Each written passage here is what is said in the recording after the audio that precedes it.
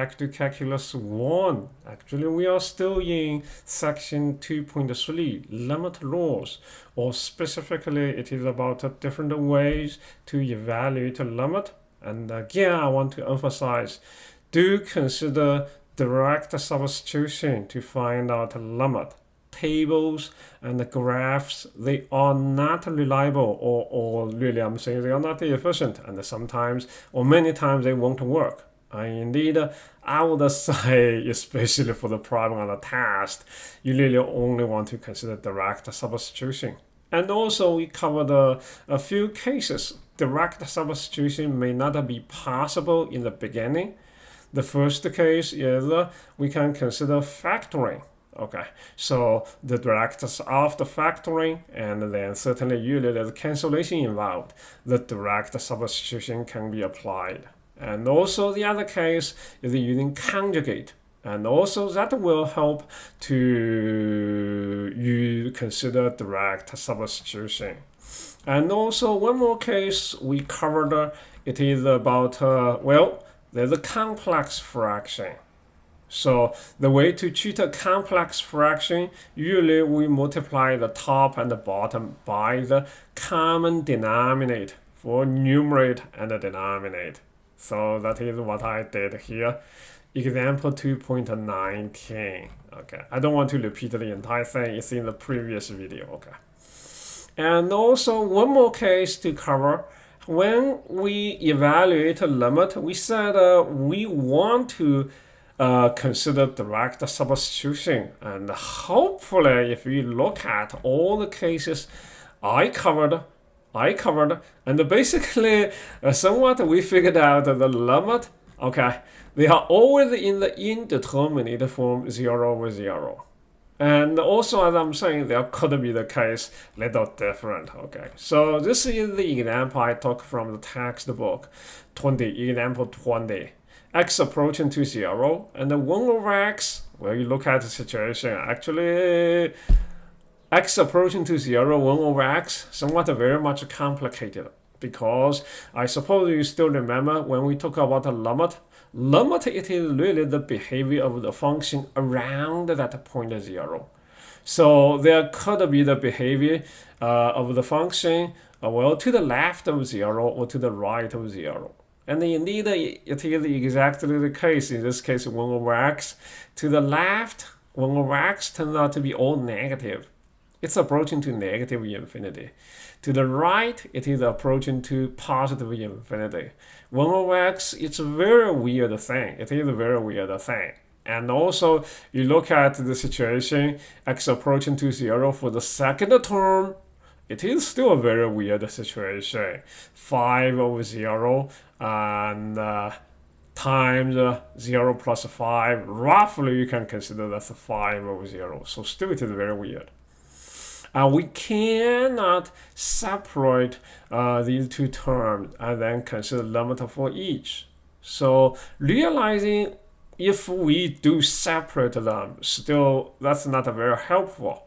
So realizing it's not helpful to separate them, so you may want to consider instead, maybe we can combine them. Literally, we are adding two fractions, right? So when we combine two fractions, we want to have the common denominator.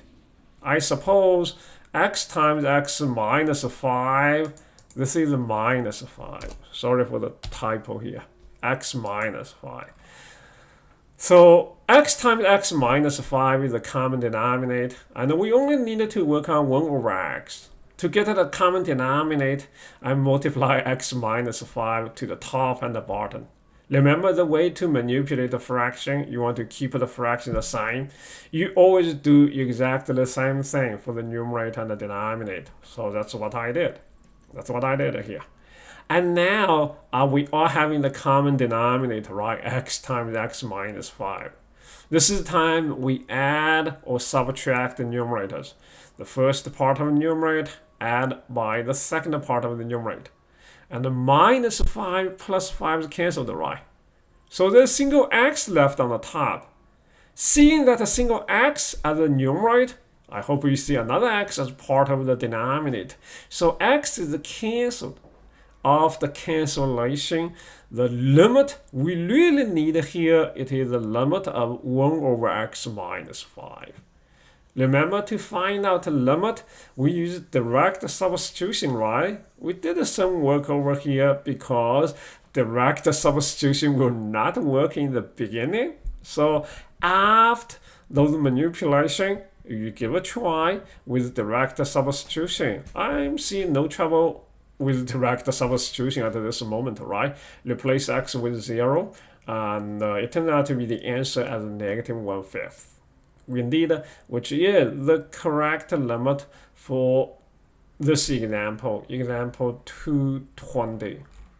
So again, section 2.3, that's what we just finished. It is about limit laws. Those laws are used to evaluate, to find out a limit. And the most important and the most efficient way, it is direct substitution. And then we did cover a few cases when direct substitution may not work. So we said, well, if direct substitution is not working in the beginning, you can consider factoring. And also, if there are radicals involved, you may want to consider using those so-called radical conjugates. And also, when you have a situation that is a complex fraction, you want to simplify the complex fraction. And the last case we just covered, when we are adding two fractions, basically, you may want to consider combine those two fractions into single one using the common denominator. Section 2.3. The study of limit laws, or different ways to calculate a limit. And it is the most important section for chapter 2 in our first part of the study.